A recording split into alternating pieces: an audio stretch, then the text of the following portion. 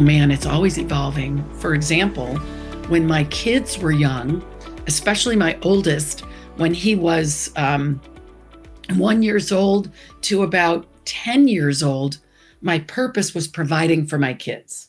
And the other two were born into, I was providing. I wasn't loving, because to me, loving was just over here. I was providing, which included love.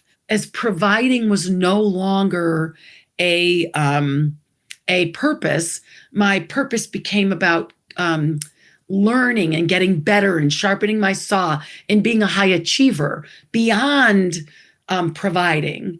And then it also became having these boys get exposed to everything that would give them a full life, a full aperture of what's possible in life, whether it was national parks or Disney World, or it was mountain biking or hiking or Indian guides or Cub Scouts and or the art mom. Like, I wanted them to experience, I used to say, the spice of life, all the flavors of life. We would go out to dinner as a family, probably once a week to a nice restaurant. I was raised that way. And the kids would get to order whatever they wanted. It was part of the spice of life. And then family is a big priority to me. So as I got old, well, actually always, even that didn't change. Family was always a piece of it, but it wasn't my purpose. My purpose was providing. Then my purpose was contributing to my industry,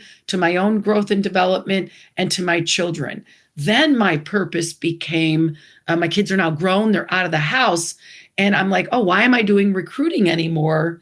The working to get people work was great for my provisional years.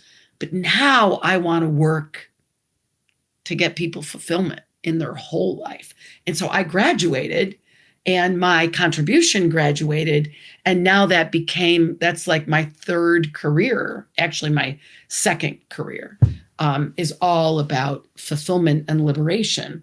And maybe I'll have a third, act.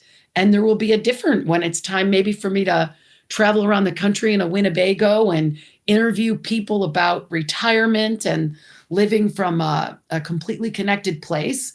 Maybe that'll be a different calling, or maybe it'll be the same calling.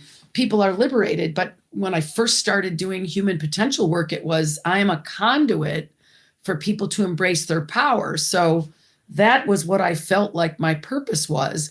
And that was actually at a time where I was in transition from recruiting to doing systemic organizational work.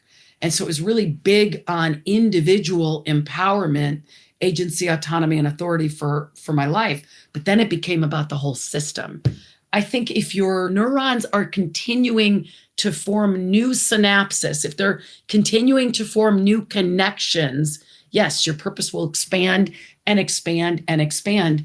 And I think it'll call you. It'll call to you. You'll hear the whisper, and you'll hear that there's time to do more, or that there's time to do more of what you're already doing and maybe do it a little differently, or maybe bring in some new integration into your world.